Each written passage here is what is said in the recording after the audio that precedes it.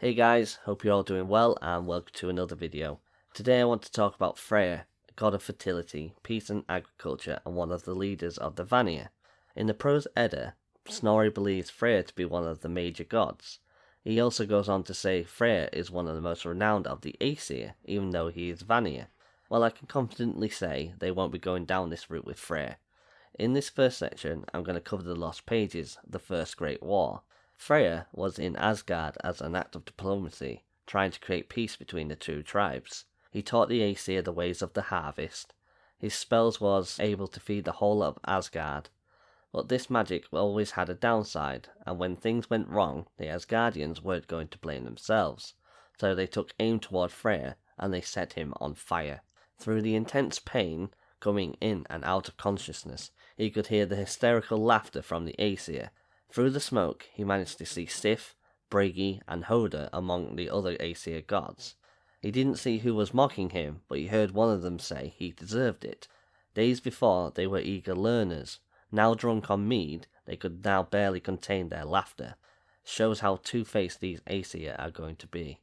That's not the whole story, but to shorten it, he survived the blaze. The Aesir thought he was dead.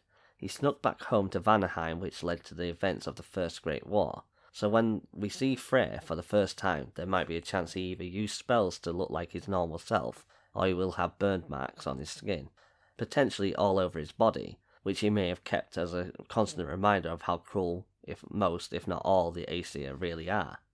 In this section is my theory on why I think they will be our allies. I think I gave enough evidence to show that even though he's a god of peace, he has no love for the Aesir. The Vanir as a whole are known to be the more peaceful of the gods. Njord, who is Freyr and Freyr's father, is loved by certain mortals in Midgard, even having a town named after him called Njordholm, but sadly they either ended up frozen to death or crushed by the giant Thamur. From what Freyr told us, she believes most of the Vanir think she betrayed them, so she may not have as many allies in Vanaheim as some might think.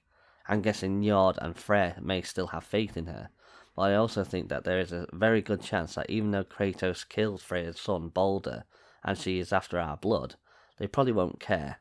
Even though Balder was most likely twisted by Odin and the curse placed on him messed him up, he was still on the side of the Aesir and a threat. If anything, if Kratos explains he killed Balder because he was trying to kill his mother, then Freyr might actually thank Kratos for saving his sister, or in Njord's case his daughter. Vanaheim has also been infiltrated by Odin's chosen Einherjar, so I'd say it's likely we will put it on ourselves to remove these people, which will gain us even more favour with the Vanir. The Light Elves are also searching for Freyr.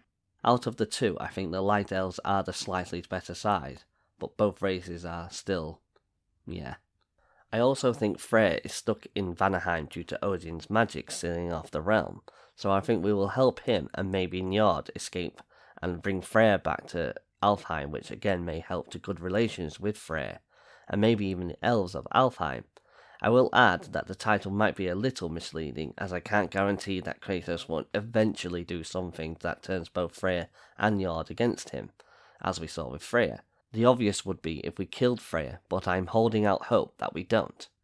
Anyways guys, that's it for this one. Tell me what you think in the comments. Like and subscribe and click the bell to be notified for every time I post.